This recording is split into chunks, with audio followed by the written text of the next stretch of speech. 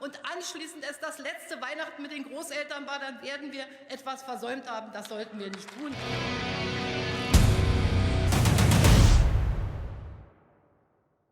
Angela Merkel, she was so emotional during that speech. Newspapers, social media, most of the people agree. We hardly ever saw an Angela Merkel communicating so intensely like that. Now my job is to describe what makes her appear so emotional. And there's also something in for you.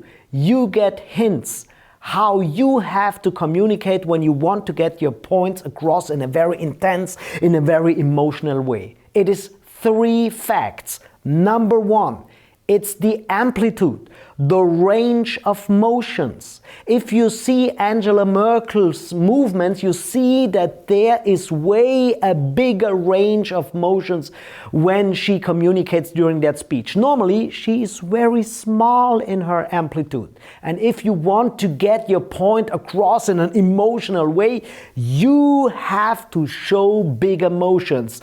Rule is, the bigger the expression, the bigger the impression.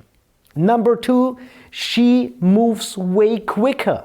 If you want to be emotional, you can't be too slow. If you see those motions here, you see she is very quick in her motions, and that is the frequency. Number 2 is frequency. Raise your frequency and you appear more intense. And we also have to see her upper body. If you want to get your point across, what do? You lean forward a little bit. You want that other people understand how emotional you are. So what we see here is she leans forward. And there is one add-on, and that is her voice. Her voice is way more volatile.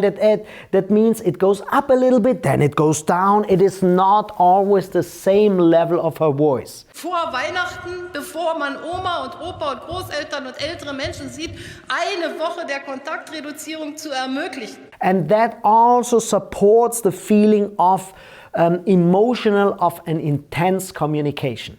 And that is for you. If you want to get your point across, raise your amplitude. That means show big emotions. Number 2, raise your frequency. Quick emotions are good for that. And work with your upper body. If you want to get it across, it must be quicker, and the motions also can be a little bit higher.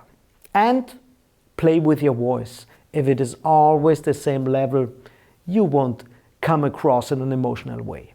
Those are the facts. And if we remember the sentence she said then, that was, ja, wir schaffen das, in English, yes, we can. I know you remember that sentence from Barack Obama. When he said it, people were in a complete outrage of emotions. But Angela Merkel said it with a body language that was very low in frequency, very low in range of motions and amplitude, and also her voice didn't change that much.